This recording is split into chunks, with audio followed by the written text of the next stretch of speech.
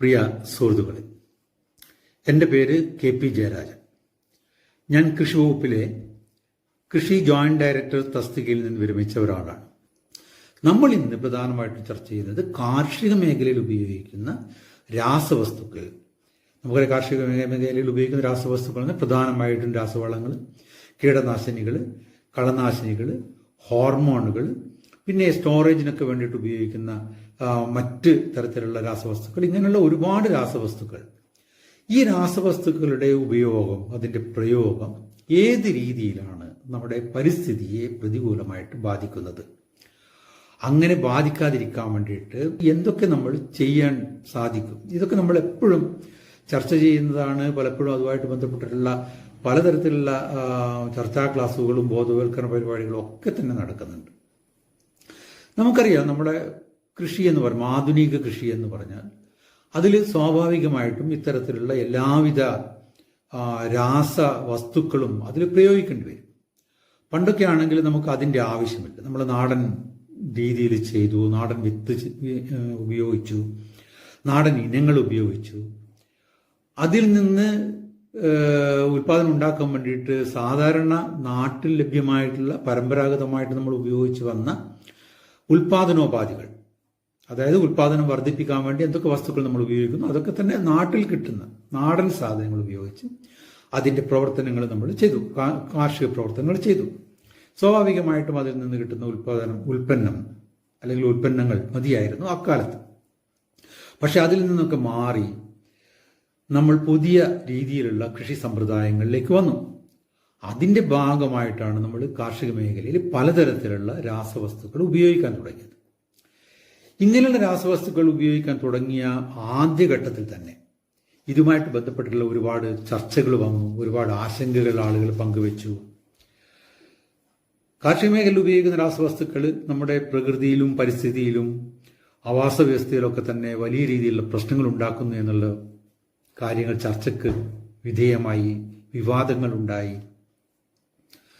അങ്ങനെ വലിയ രീതിയിലുള്ള കോലാഹലങ്ങളൊക്കെ ആ സമയത്ത് നമ്മൾ അഭിമുഖീകരിക്കേണ്ടി വന്നു.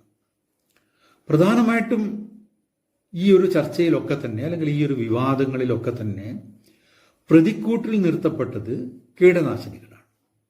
കാരണം ഏറ്റവും വലിയ തോതിൽ വിഷവസ്തുക്കൾ അടങ്ങിയിട്ടുള്ളതാണ് കീടനാശിനികൾ.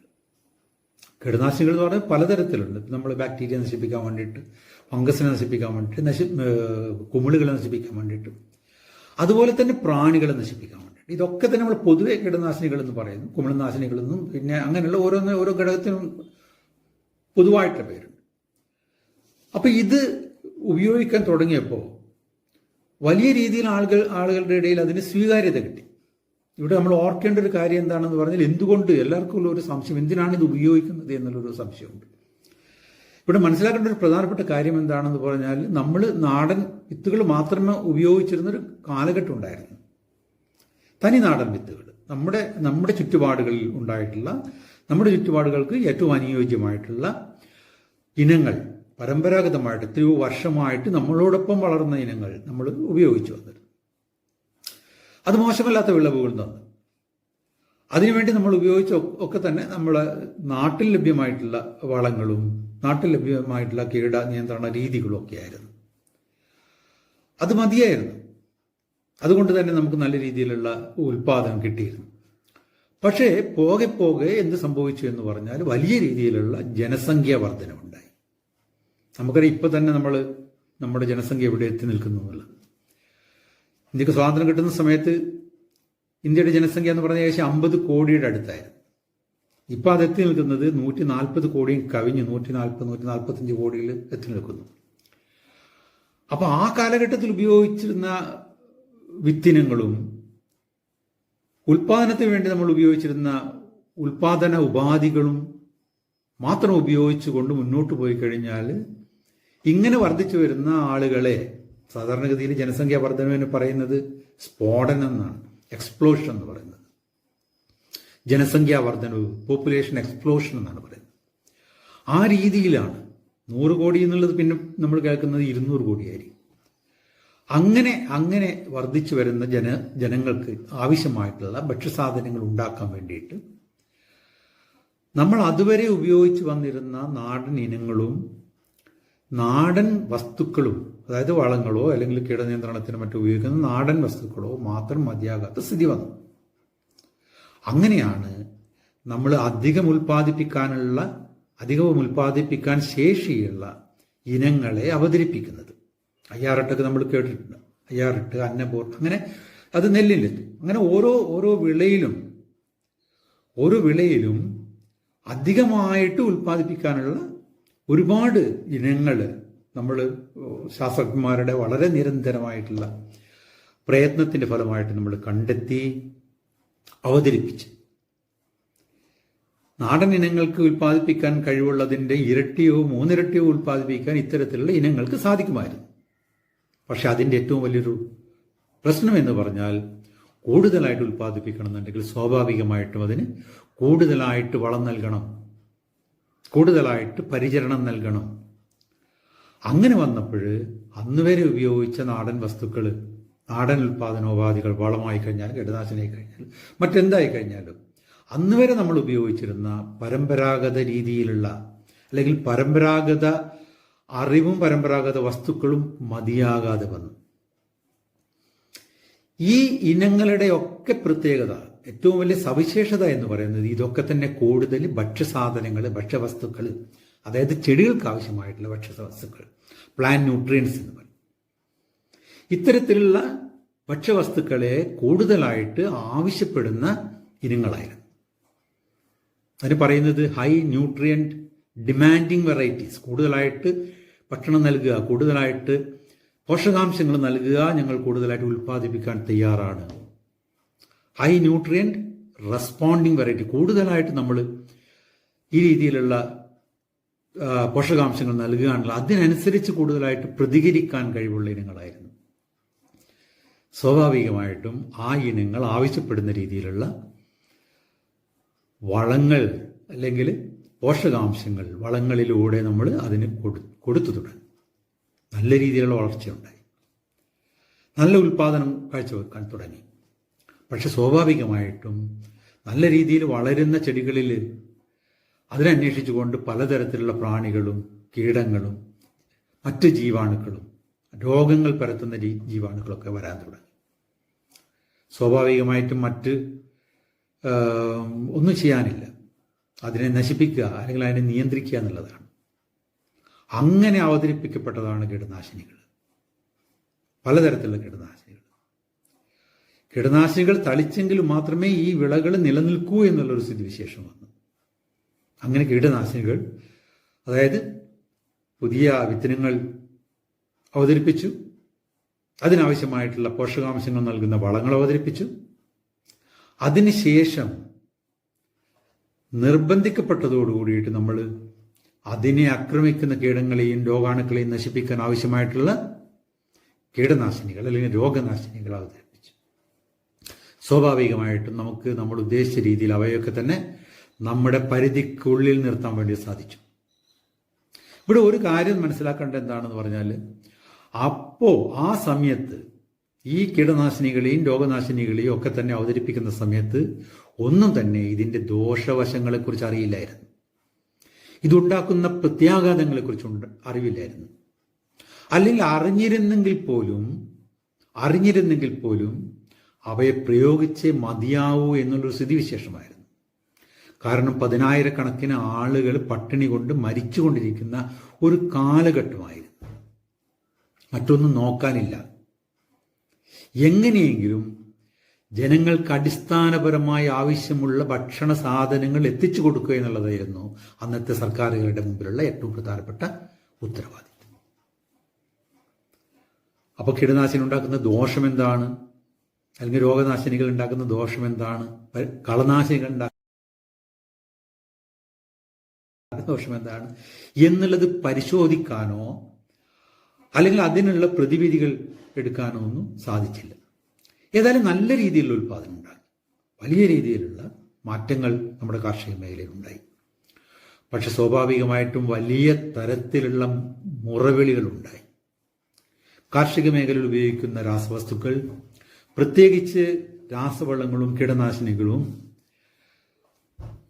അതിൽ തന്നെ ഏറ്റവും പ്രധാനമായിട്ട് കീടനാശിനികൾ വലിയ രീതിയിലുള്ള പാരിസ്ഥിതിക പ്രത്യാഘാതങ്ങൾ ഉണ്ടാക്കുന്നുണ്ടെന്നും നമ്മുടെ ഭൂമിയിലെ പലതരത്തിലുള്ള ജീവജാലങ്ങളും പൂർണ്ണമായിട്ട് നശിച്ചു പോകുന്നുണ്ടെന്നും പലതരത്തിലുള്ള ഗവേഷണങ്ങളിലൂടെ, നിരന്തരമായ പഠനങ്ങളിലൂടെ തെളിയിക്കപ്പെട്ടു. അതിലേറ്റവും പ്രധാനമായിട്ട് എടുത്തു പറയേണ്ട ഒരു കാര്യമാണ് 1962 പ്രസിദ്ധീകരിക്കപ്പെട്ട ഒരു പുസ്തകം നിശബ്ദ വസന്ത്.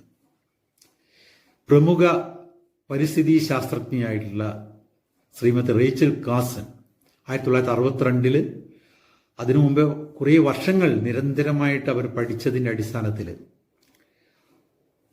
ചത്തുവീണ ഓരോ ജീവജാലത്തിലും എത്രത്തോളം കീടനാശിനിയുടെ അംശം അടങ്ങിയിട്ടുണ്ട് എന്ന് പഠിച്ചതിന് ശേഷം നിരന്തരമായിട്ടുള്ള കീടനാശിനികളുടെ ഉപയോഗം കാരണം വലിയ രീതിയിലുള്ള പാരിസ്ഥിതിക ആഘാതം ഉണ്ടാക്കുന്നു എന്നുള്ളതായിരുന്നു നിശബ്ദ വസന്ത് അല്ലെങ്കിൽ സൈലന്റ് സ്പ്രിംഗ് എന്ന പുസ്തകത്തിലൂടെ ശ്രീമതി റേച്ചൽ കാസൻ പറഞ്ഞത്. അത് വലിയ രീതിയിലുള്ള വിവാദങ്ങൾക്ക് തിരികൊളുത്തി, വലിയ രീതിയിലുള്ള ചർച്ചകൾ നടന്നു. കാർഷിക മേഖലയിൽ ഉപയോഗിച്ചുകൊണ്ടിരിക്കുന്ന രാസവസ്തുക്കൾ മുഴുവൻ തന്നെ ഒഴിവാക്കണമെന്ന്, അങ്ങനെ ഒഴിവാക്കിക്കൊണ്ട് മാത്രമേ മുന്നോട്ട് പോകാൻ പറ്റൂ എന്നുള്ള രീതിയിലുള്ള പ്രക്ഷോഭങ്ങൾ, പ്രതിഷേധങ്ങൾ, ജനരോഷം അതിൻ്റെ ഭാഗമായിട്ടുണ്ടായി. ഏതായാലും പൂർണ്ണമായിട്ട് ഒഴിവാക്കാൻ സാധിച്ചില്ലെങ്കിൽ പോലും പല കീടനാശിനികൾക്കെതിരായി നടപടി തുടങ്ങി. നമ്മുടെ DDT ഒക്കെ അതിൽപ്പെട്ടതാണ്. DDT ഒരു കാലത്ത് പറഞ്ഞിരുന്നത് മനുഷ്യവംശത്തിന് ലഭിച്ചൊരു വരം എന്നാണ്. കാരണം അന്നോളം നിയന്ത്രിക്കാൻ പറ്റാത്ത ഒരുപാട് സാംക്രമിക രോഗങ്ങൾ, കൃഷിയിൽ മാത്രമല്ല മനുഷ്യരെ ബാധിച്ചിട്ടുള്ള ഒരുപാട് സാംക്രമിക രോഗങ്ങളെ മനുഷ്യൻ വരച്ച വരിയിൽ നിർത്താൻ സാധിച്ചിട്ടുള്ള ഒരു കെമിക്കലാണ്, ഒരു രാസവസ്തുവാണ് DDT. അങ്ങനെ അതിന് പറഞ്ഞത് DDT മനുഷ്യവംശത്തിന് ലഭിച്ച വരമാണെന്നാണ്. പക്ഷെ അങ്ങനെ പറയുന്ന ഘട്ടങ്ങളിൽ DDT ഉണ്ടാക്കിയിട്ടുള്ള പാരിസ്ഥിതിക പ്രത്യാഘാതങ്ങളെ കുറിച്ചിട്ട് നമുക്കറിവില്ലായിരുന്നു, ഗവേഷണങ്ങളില്ലായിരുന്നു, പഠനങ്ങളില്ലായിരുന്നു, പഠന റിപ്പോർട്ടുകളില്ലായിരുന്നു, ചർച്ചകളില്ലായിരുന്നു, വിവാദങ്ങളില്ലായിരുന്നു, പ്രക്ഷോഭങ്ങളില്ലായിരുന്നു. രണ്ടാം ലോക മഹായുദ്ധകാലത്ത് ജപ്പാനിലെ പട്ടാളക്കാരുടെ ശരീരത്തിൽ നേരിട്ട് തളിച്ചതാണ് DDT എന്ന് നമ്മൾ ഓർക്കണം. കാരണം അതിൻ്റെ ദോഷവശങ്ങളെക്കുറിച്ച് അറിയില്ല, അതിൻ്റെ നല്ല വശങ്ങളെക്കുറിച്ച് ആവശ്യത്തിൽ കൂടുതൽ നമ്മൾ ധരിച്ച് വെച്ചിരിക്കുകയും ചെയ്തു. പിന്നീട് റേച്ചൽ കാസിൻ്റെ അടക്കമുള്ള ഒരുപാട് ആളുകളുടെ നിരന്തരമായിട്ടുള്ള പഠനങ്ങളുടെയും ഗവേഷണങ്ങളുടെയും അടിസ്ഥാനത്തിൽ കീടനാശിനികൾക്കെതിരായിട്ട് വലിയ രീതിയിലുള്ള പൊതുബോധം ഉണ്ടായി. അങ്ങനെ ഞാൻ നേരത്തെ പറഞ്ഞ പോലെ DDT നിരോധിച്ചു, പൂർണ്ണമായിട്ടും നിരോധിച്ചു. ഇപ്പോഴും ആരോഗ്യ മേഖലയിലൊക്കെ ചില ഇടങ്ങളിൽ ഉപയോഗിക്കുന്നുണ്ടെങ്കിൽ പോലും പൊതുവായിട്ട് കാർഷിക മേഖലയിൽ DDT പൂർണ്ണമായിട്ട് ഉപയോഗിച്ചു. പിന്നെ ഓരോ ഘട്ടത്തിലും ഓരോ തരത്തിലുള്ള കീടനാശിനികൾ നിരോധിക്കേണ്ടി വന്നു. ചില കീടനാശിനികൾ ഉപയോഗിച്ചതിന് ശേഷം നമ്മുടെ കാർഷികോൽപ്പന്നങ്ങൾ ഉണ്ടായിട്ടുള്ള അതിൻ്റെ അവശിഷ്ട വീര്യം, റെസിഡ്യുവൽ ടോക്സിസിറ്റി, അവശിഷ്ട വീര്യം, അല്ലെങ്കിൽ അത് നമ്മുടെ പരിസ്ഥിതിയിൽ, നമ്മുടെ പ്രകൃതിയിൽ, നമ്മുടെ ചുറ്റുവട്ടങ്ങളിൽ ഉണ്ടാക്കിയിട്ടുള്ള ആഘാതങ്ങൾ, അതിൻ്റെ അടിസ്ഥാനത്തിൽ പലതരത്തിലുള്ള കീടനാശിനികളും പല ഘട്ടങ്ങളിൽ നിരോധിച്ചു. നമ്മുടെ നാട്ടിൽ ഏറ്റവും കൂടുതൽ ആളുകൾ ഉപയോഗിച്ചിട്ടുള്ള ഒരു കീടനാശിനിയാണ് BHC എന്ന് പറയുന്നത്. നമ്മുടെ ഒരു ഹൗസ് ഹോൾഡ് പെസ്റ്റിസൈഡ് എന്ന് പറയും. വീട്ടിനകത്ത്, അടുക്കളയിൽ, കിടപ്പ് മുറികളിൽ പോലും ഉപയോഗിച്ചിട്ടുള്ള ഒരു കീടനാശിനിയാണ് BHC. പക്ഷേ നേരത്തെ റേച്ചൽ കാസൻ സൂചിപ്പിച്ചതുപോലെയുള്ള കീടനാശിനികൾ ഉപയോഗിക്കുമ്പോൾ പ്രകൃതിയിലുണ്ടാകുന്ന ജൈവസാന്ദ്രീകരണം, ബയോ എക്യുമുലേഷൻ അല്ലെങ്കിൽ ബയോ മാഗ്നിഫിക്കേഷൻ, ഇത് വലിയ രീതിയിൽ BHC ഉണ്ടാക്കുന്നു എന്ന് വെളിപ്പെട്ടതോടു കൂടിയിട്ട് BHCക്കെതിരായിട്ട് വലിയ രീതിയിലുള്ള പ്രക്ഷോഭങ്ങളുണ്ടായി, പ്രതിഷേധങ്ങളുണ്ടായി. BHC നിരോധിച്ചു. ഇങ്ങനെ ഓരോ കീടനാശിനിയും നിരോധിച്ചു കൊണ്ടിരിക്കുന്ന സമയത്ത് തന്നെ അതിനേക്കാൾ വീര്യമേറിയ, അതിനേക്കാൾ പാരിസ്ഥിതിക പ്രത്യാഘാതങ്ങൾ ഉണ്ടാക്കുന്ന പലതരത്തിലുള്ള കീടനാശിനികളും നമ്മുടെ മാർക്കറ്റിൽ വന്നുകൊണ്ടേയിരുന്നു. പലതും ദീർഘകാലം ഉപയോഗിച്ചതിന് ശേഷം അതിൻ്റെ പ്രത്യാഘാതങ്ങൾ കണ്ട് നിരോധിച്ചു. നിരോധിക്കപ്പെട്ട പല കീടനാശിനികളും വീണ്ടും വീണ്ടും നമ്മുടെ പരിസരങ്ങളിൽ തന്നെ, നമ്മുടെ കൃഷിയിടങ്ങളിലേക്ക് തന്നെ, നമ്മുടെ കൃഷിക്കാരുടെ കൈകളിലേക്ക് തന്നെ വീണ്ടും വീണ്ടും വന്നുകൊണ്ടിരുന്നു. പക്ഷേ 1962 മുതലോ അല്ല അതിന് ശേഷമോ ഉണ്ടായിട്ടുള്ള രീതിയിലുള്ള ചർച്ചകളോ വിവാദങ്ങളോ പ്രതിഷേധങ്ങളോ പ്രക്ഷോഭങ്ങളോ ജനരോക്ഷമോ ഒന്നും തന്നെ ഇപ്പോൾ കാണുന്നില്ല എന്നുള്ളതാണ് ഏറ്റവും വലിയ ദൗർഭാഗ്യം. ഇന്ന് പാരിസ്ഥിതിക സംരക്ഷണത്തിന് വേണ്ടി മുറവിളി കൂട്ടുന്ന ആളുകളുടെയോ അല്ലെങ്കിൽ അത്തരം പ്രസ്ഥാനങ്ങളുടെയോ എണ്ണം വളരെ കുറഞ്ഞിരിക്കുകയാണ്. അവരങ്ങേയറ്റം ദുർബലരായിരിക്കുകയാണ്. ഈ സമയത്ത് വലിയ രീതിയിലുള്ള, വളരെ ഗാഢമായ രീതിയിലുള്ള വിഷവീര്യം അടങ്ങിയിട്ടുള്ള കീടനാശിനികൾ ഇപ്പോഴും നമ്മുടെ മാർക്കറ്റിൽ വന്നുകൊണ്ടിരിക്കുകയാണ്. പലതും നമ്മൾ അറിയുന്ന പോലും. പല സംസ്ഥാനങ്ങളിൽ നിന്നും നമ്മുടെ കൃഷിയിടത്തിലേക്ക് വന്നുകൊണ്ടിരിക്കുന്നു. അതൊന്ന്. രണ്ടാമത്തെ കാര്യം, കീടനാശിനി എന്ന് പറയുന്നത് നമുക്ക് വളരെ വ്യക്തമായിട്ടുള്ള ലക്ഷ്യത്തോടു കൂടി അവതരിപ്പിക്കുക. പുഴുക്കളെയോ അല്ലെങ്കിൽ ആ രീതിയിലുള്ള കീടങ്ങളെയോ അല്ലെങ്കിൽ നമ്മളെ ഉപദ്രവിക്കുന്ന രോഗാണുക്കളെയോ നശിപ്പിക്കാൻ വേണ്ടിയിട്ട് വളരെ ദീർഘകാലത്തെ പഠനത്തിന് ശേഷം വളരെ വ്യക്തമായിട്ടുള്ള നിർദ്ദേശങ്ങളോട് കൂടിയിട്ട് ശാസ്ത്രീയമായിട്ടുള്ള ശുപാർശകളോട് കൂടിയിട്ട് നമ്മുടെ മുന്നിൽ അവതരിപ്പിക്കപ്പെട്ടിട്ടുള്ളതാണ് കീടനാശിനികൾ. പക്ഷേ ഈ കീടനാശിനികളുടെ ഉപയോഗം ഉണ്ടാക്കിയിട്ടുള്ള വൻ നേട്ടങ്ങളെ കണ്ടിട്ട് അത് പൂർണ്ണമായിട്ടും അശാസ്ത്രീയമായ രീതിയിൽ, ശാസ്ത്രവിരുദ്ധമായ രീതിയിൽ, വിവേചനരഹിതമായ രീതിയിൽ ആളുകൾ അത് ഉപയോഗിക്കാൻ തുടങ്ങി. വളരെ കൃത്യമായിട്ടുള്ള ശുപാർശകളാണ്. 1 ലിറ്റർ വെള്ളത്തിൻ്റെ അകത്ത് അര മില്ലി എന്ന് പറഞ്ഞാൽ അതാണ് ശാസ്ത്രീയ ശുപാർശ. പക്ഷെ അങ്ങനെ 2 തവണ തളിച്ച ഒരു കൃഷിക്കാരൻ പിന്നെ 3ാമത്തെ തവണ ഇത് പോരാന്ന് തോന്നുമ്പോൾ ഒരു ലിറ്ററിൻ്റെ അകത്ത് അര മില്ലിക്ക് പകരം 1 മില്ലി ആക്കുന്നു, 1 മില്ലിക്ക് പകരം 2 മില്ലി ആക്കുന്നു. അശാസ്ത്രീയമായിട്ട്, ശാസ്ത്രവിരുദ്ധമായിട്ടുള്ള പ്രവർത്തനങ്ങൾ തുടങ്ങി. രണ്ടാമത്, ഇതിനെക്കുറിച്ചുള്ള യാതൊരു ധാരണയുമില്ലാതെ, അതായത് ശാസ്ത്രം തെറ്റിക്കണമെന്നോ അല്ലെങ്കിൽ ശുപാർശ തെറ്റിക്കണോ അല്ലെങ്കിൽ സ്വാർത്ഥ താല്പര്യങ്ങളോ ഒന്നും ഇല്ലാതെ തന്നെ അങ്ങേയറ്റം അറിവില്ലായ്മയോട് കൂടിയിട്ട് ഇത് പലതരത്തിലും ഇത് കൈകാര്യം ചെയ്യുന്ന ഒരവസ്ഥയുണ്ടായി. കീടനാശിനി പ്രയോഗിക്കുന്ന കൃഷിക്കാരന് ഇത് പ്രയോഗിച്ചാൽ സ്വന്തം ആരോഗ്യത്തിന്, സ്വന്തം ശരീരത്തിന് അല്ലെങ്കിൽ സ്വന്തം കുടുംബത്തിൽ എന്ത് സംഭവിക്കുമെന്ന് എന്നുള്ള ധാരണ പോലും ഇല്ലാതെ തെറ്റായ രീതിയിൽ ആളുകൾ ഇത് ഉപയോഗിക്കാൻ തുടങ്ങി. ഇപ്പോൾ 1 മില്ലി, അര മില്ലി എന്നൊക്കെ പറയുമ്പോൾ ഒരു 100 മില്ലിയുടെ കുപ്പി വാങ്ങിയിട്ടുണ്ടെങ്കിൽ അതിൻ്റെ അകത്ത് 50 അല്ലെങ്കിൽ 75 മില്ലിയൊക്കെ പലപ്പോഴും ബാക്കി വന്നിരിക്കാം. അത് സൂക്ഷിക്കാൻ സ്ഥലമില്ല, അത് വീട്ടിൽ കൊണ്ടുപോകാൻ പാടില്ല എന്ന് ഞങ്ങൾക്കറിയാം മിനിമം.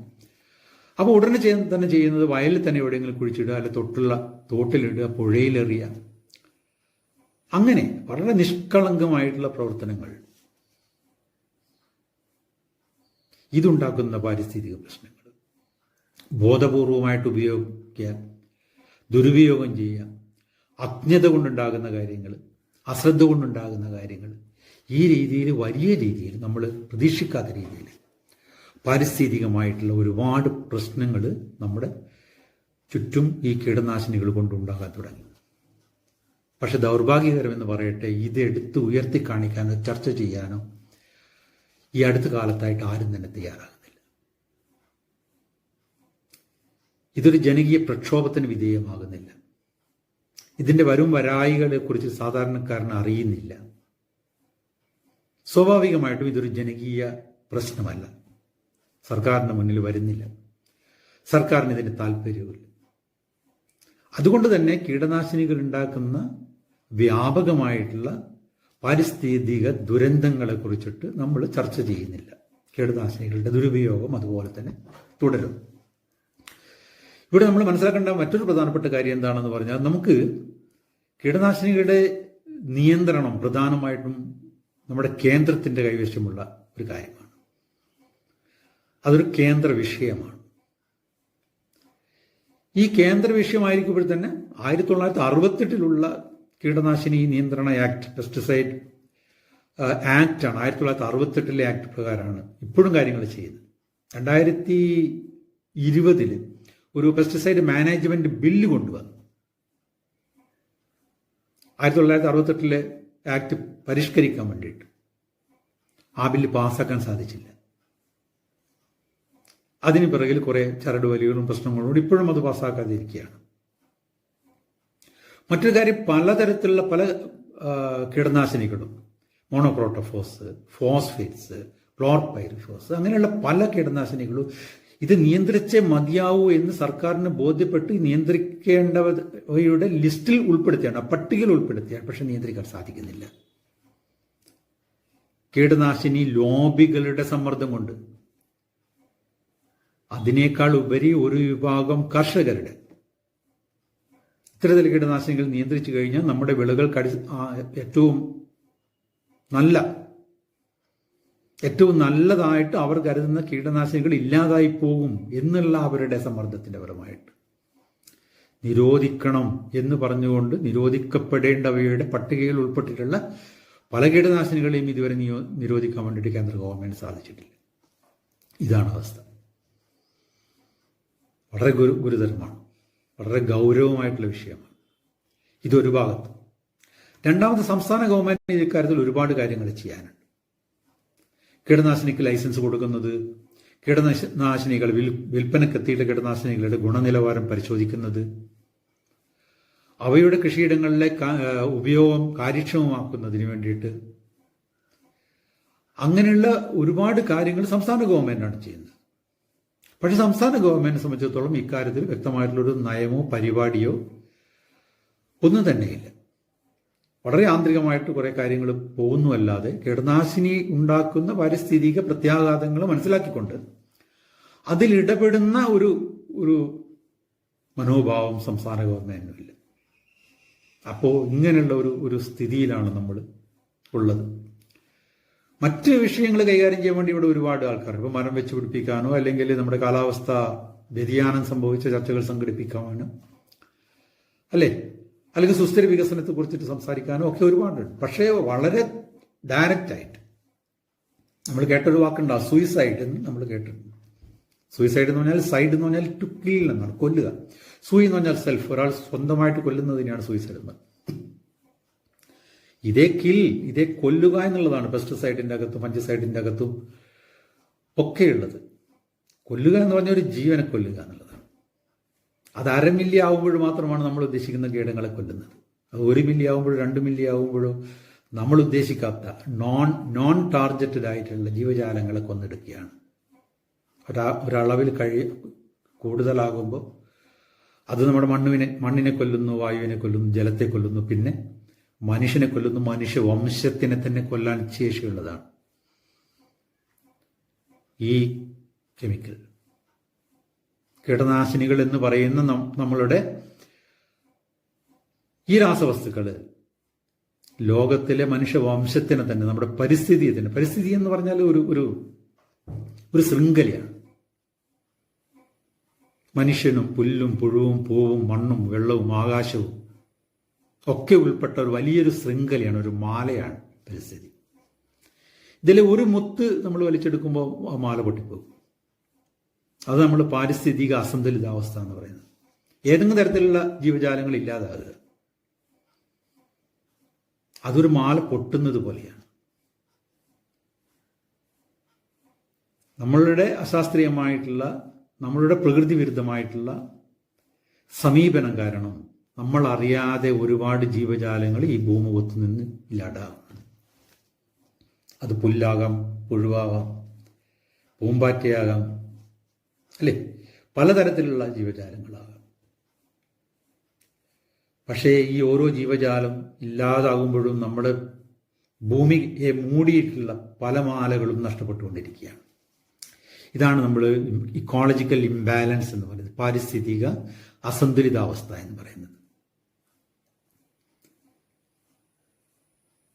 അതുകൊണ്ട് കീടനാശിനിയെ ഒരു വലിയ പ്രശ്നമായിട്ട് നമ്മൾ ഉയർത്തിക്കാട്ടേണ്ട ഒരു സമയമാണ് ഇത് എന്നാണ് എനിക്ക് പ്രധാനമായിട്ട് പറയാനുള്ളത്.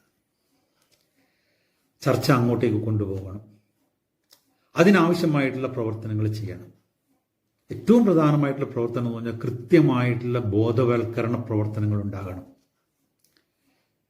കീടനാശിനികൾ വിൽക്കുന്ന കടകളിൽ അതിന് യോഗ്യരായിട്ടുള്ള ആളുകൾ മാത്രമേ ഉണ്ടാവുന്നുള്ളൂ എന്ന് ഉറപ്പുവരുത്തണം. ഒരു മെഡിക്കൽ ഷോപ്പിൽ ഫാർമസിസ്റ്റ് ഉള്ളതുപോലെ തന്നെ കീടനാശിനി കടകളിൽ കീടനാശിനി വിൽക്കാൻ യോഗ്യരായിട്ടുള്ള ആളുകൾ മാത്രമേ ഉണ്ടാകാൻ പാടുള്ളൂ. കൃഷിയിടത്തിൽ അത് കൃത്യമായിട്ട് തന്നെ ഉപയോഗിക്കുന്ന ഉറപ്പുവരുത്താൻ വേണ്ടിയിട്ട് അത് ശുപാർശ ചെയ്യുന്നത് ഉത്തരവാദിത്തപ്പെട്ട ആളുകൾ മാത്രമായിരിക്കണം. ഇന്നേ വിളയാണ്, ഇന്നേ കീടമാണ്, ഇന്നേ ഘട്ടമാണ്, അതുകൊണ്ട് ഇന്നേ കീടനാശിനി എന്ന് വ്യക്തമായിട്ട് ശുപാർശ ചെയ്യാൻ പറ്റുന്നവർ മാത്രമായിരിക്കണം ആ കീടനാശിനികൾ ശുപാർശ ചെയ്യുന്നത്. അതിനുള്ള ഉത്തരവാദിത്തപ്പെട്ട ആളുകൾ അത് കൃത്യമായിട്ട് കൃഷിയിടങ്ങളിൽ ഉപയോഗിക്കുന്നു എന്ന് ഉറപ്പുവരുത്താൻ സാധിക്കണം. കൃഷിയിടങ്ങളിൽ മിന്നൽ പരിശോധന നടത്തിയിട്ട് അവിടുത്തെ വിളയുടെയും ഉൽപ്പന്നങ്ങളിലെയും അവശിഷ്ട വീര്യങ്ങൾ കണക്കാക്കണം. മാർക്കറ്റിലെത്തുന്ന, വിപണിയിലെത്തുന്ന കാർഷികോൽപ്പന്നങ്ങളുടെ സാമ്പിൾ എടുത്ത് അവ ഭക്ഷ്യയോഗ്യമാണെന്ന് ഉറപ്പുവരുത്തണം, അല്ലെങ്കിൽ കുഴിച്ചു മൂടണം. ഹോട്ടലുകളിലെ തയ്യാറാക്കിയ ഭക്ഷണങ്ങളെ പരിശോധിക്കുന്നതിനേക്കാൾ ഉപരിയായിട്ട്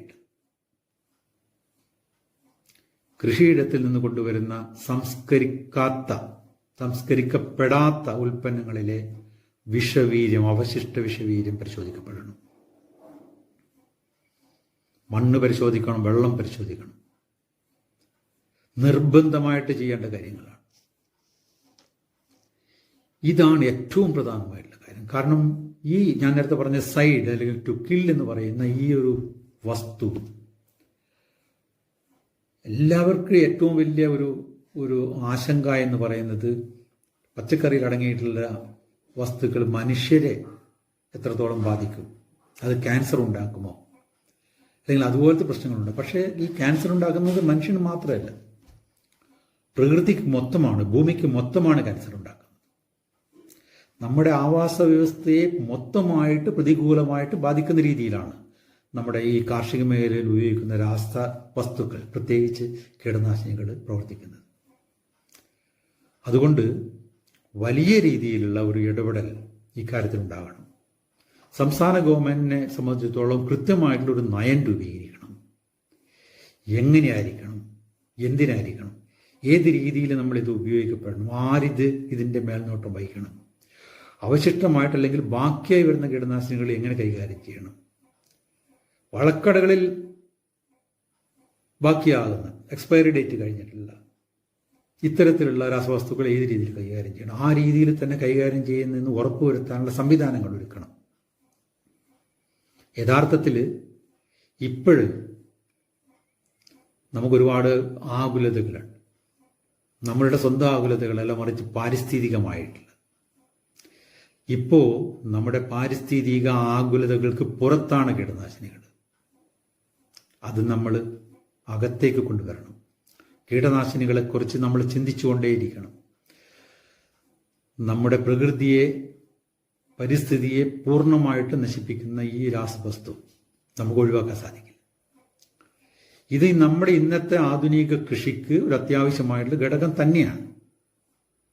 അല്ലാത്തിടത്തോളം ഈ വർദ്ധിച്ചു വരുന്ന ജനങ്ങൾക്ക് ആവശ്യമായിട്ടുള്ള ഭക്ഷണ സാധനങ്ങൾ നമുക്ക് ഉണ്ടാക്കാൻ സാധിക്കും. ഇന്ത്യ മുഴുവൻ ജൈവ കൃഷി ചെയ്യുക, അല്ലെങ്കിൽ പ്രകൃതി കൃഷി ചെയ്യുക, അല്ലെങ്കിൽ പൈതൃക കൃഷി ചെയ്യുക എന്ന് പറഞ്ഞാൽ അസാധ്യമായിട്ടുള്ള, അസംഭവ്യമായിട്ടുള്ളൊരു കാര്യമാണ്. നമുക്ക് ഉപയോഗിച്ചേ മതിയാവും. രാസവളം ഉപയോഗിച്ച് മതിയാവൂ, കീടനാശിനി ഉപയോഗിച്ച് മതിയാവൂ, കളനാശിനി ഉപയോഗിച്ച് മതിയാവൂ. കാർഷിക മേഖലയിൽ ഉപയോഗിക്കുന്ന എല്ലാ രാസവസ്തുക്കളും ഇനിയും ഉപയോഗിച്ച് മതിയാവും. പക്ഷെ നമ്മുടെ വികസനം, നമ്മുടെ കൃഷി, നമ്മുടെ പ്രകൃതി സുസ്ഥിരമായിരിക്കണം എന്നുണ്ടെങ്കിൽ ഇവയുടെ ഒക്കെ തന്നെ ഉപയോഗം അങ്ങേയറ്റം ശാസ്ത്രീയമായിരിക്കണം, അങ്ങേയറ്റം പ്രകൃതി ബന്ധുവായിരിക്കണം, പരിസ്ഥിതി ബന്ധുവായിരിക്കണം. ഉപയോഗിക്കുന്ന ഓരോ തുള്ളിയും അങ്ങേയറ്റം ശ്രദ്ധയോട് കൂടിയിട്ട് ഉപയോഗിക്കുകയാണെങ്കിൽ, ഓരോ തരി രാസവളവും ഓരോ തരി രാസവസ്തുക്കളും അങ്ങേയറ്റം ശാസ്ത്രീയമായ രീതിയിൽ, അങ്ങേയറ്റം വിവേചനപരമായിട്ട് ഉപയോഗിക്കുകയാണെങ്കിൽ നമുക്കിവയെ നമ്മുടെ കൂടെ കൂട്ടിക്കൊണ്ടുപോകാൻ പറ്റാവുന്നതേ ഉള്ളൂ. അതിനുവേണ്ടി ആവശ്യമായിട്ടുള്ള പ്രവർത്തനം നമ്മൾ ഓരോരാളും അതിൽ ഭാഗമാക്കുകയാണ്. നമുക്ക് സാധിക്കും. പക്ഷേ ഇവിടെ ഒരു പ്രശ്നം വരുന്നത് എന്താണെന്ന് പറഞ്ഞാൽ, നമുക്കിപ്പോൾ ഈ ലഹരിക്കെതിരായിട്ടൊക്കെയുള്ള സർക്കാരിൻ്റെ വലിയ രീതിയിലുള്ള മൂവ്മെന്റ് ഉണ്ടായതിനു ശേഷം ആ മേഖലയിൽ വലിയ മാറ്റങ്ങളുണ്ടായി. അതുപോലെ തന്നെ കാർഷിക മേഖലയിൽ ഉപയോഗിക്കുന്ന രാസവസ്തുക്കളുടെ ശാസ്ത്രീയത ഉറപ്പുവരുത്താൻ വേണ്ടിയിട്ട്, അത് വിവേചനപരമായിട്ട് ഉപയോഗിക്കാൻ വേണ്ടിയിട്ട്, അത് ഒരു പ്രകൃതി ബന്ധു വസ്തുവാണ് എന്ന് ഉറപ്പുവരുത്താൻ വേണ്ടിയിട്ട് സർക്കാരിൻ്റെ ഭാഗത്ത് നിന്ന് ഒരു കാര്യമായ ഇടപെടലുണ്ടാകണം. സർക്കാരിന് അതിൻ്റെ കൃത്യമായിട്ടുള്ളൊരു നയം ഉണ്ടാകണം. സർക്കാർ മുന്നിൽ നിന്ന് നയിക്കുകയാണെങ്കിൽ തീർച്ചയായിട്ടും ഈ മേഖലയിൽ വലിയ രീതിയിലുള്ള വ്യത്യാസങ്ങൾ ഉണ്ടാക്കാൻ സാധിക്കും. അതിന് നമ്മൾ ഒരുങ്ങി പുറപ്പെട്ടേ മതിയാവും. നമ്മൾ വലിയ രീതിയിൽ വലിയ വിപുലമായ ചർച്ചകൾ ഈ മേഖലയിൽ ഉണ്ടാകണം. അത് കീടനാശിനിക്കെതിരല്ല, കാർഷിക മേഖലയിൽ ഉപയോഗിക്കുന്ന ഒരു രാസവസ്തുവിനും എതിരാകാൻ പാടില്ല. ഇതൊക്കെ നമുക്ക് ആവശ്യമാണ്. ജൈവ കൃഷി ചെയ്യുന്നവർക്ക് ചെയ്യാം, പ്രകൃതി കൃഷിയോ പരിസ്ഥിതി കൃഷിയോ ഒക്കെ ചെയ്യുന്നവർക്കൊക്കെ ചെയ്യാം. പക്ഷേ നമ്മളുടെ ഈ 140 കോടി ആളുകൾക്ക് ആവശ്യമായിട്ടുള്ള ഭക്ഷ്യസാധനങ്ങൾ ഉൽപ്പാദിപ്പിക്കണമെന്നുണ്ടെങ്കിൽ നമുക്ക് ഇവയൊക്കെ കൂടെ കൂട്ടിയേ മതിയാവും. അധികോൽപാദന ശേഷിയുള്ള ഇനങ്ങളെയും അതിന് പിന്തുണ നൽകാനുള്ള മറ്റ് ഉൽപാദനോപാധികളെയും കൂടെ കൂട്ടിയെങ്കിൽ മാത്രമേ നമുക്ക് ഈ രീതിയിൽ നമ്മൾ ഉദ്ദേശിക്കുന്ന രീതിയിലുള്ള ഭക്ഷ്യസാധനങ്ങൾ ഉണ്ടാക്കിയെടുക്കാൻ സാധിക്കും. അതുകൊണ്ട് ഇതൊന്നും ഒഴിവാക്കാൻ പറ്റില്ല. നമുക്ക് ചെയ്യാൻ പറ്റാവുന്ന ഒരു കാര്യം ഇതിൻ്റെ ഉപയോഗം അങ്ങേയറ്റം ശാസ്ത്രീയമാക്കുക എന്നുള്ളത് മാത്രമാണ്. അത് തീർച്ചയായും സാധിക്കും. സർക്കാരും ഉദ്യോഗസ്ഥന്മാരും കർഷകരും ജനങ്ങളും വിചാരിച്ചു കഴിഞ്ഞാൽ കാർഷിക മേഖലയിൽ ഉപയോഗിക്കുന്ന എല്ലാ രാസവസ്തുക്കളുടെയും ഉപയോഗം അങ്ങേയറ്റം ശാസ്ത്രീയമാകാം, അങ്ങേയറ്റം വിവേകത്തോടു കൂടിയിട്ട് വകതിരിവോടു കൂടിയിട്ട് ഉപയോഗിക്കാൻ നമുക്ക് സാധിക്കും.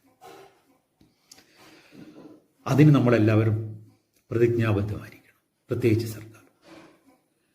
അതിനുള്ള ഒരു അന്തരീക്ഷം നമുക്ക് ഈ ഒരു പരിസ്ഥിതി ദിനത്തോടനുബന്ധിച്ച് ഉണ്ടാകുമെന്നുള്ള പ്രത്യാശയോട് കൂടിയിട്ട് ഞാൻ എൻ്റെ വാക്കുകളോട് അവസാനിപ്പിക്കുന്നു. നന്ദി, നമസ്കാരം.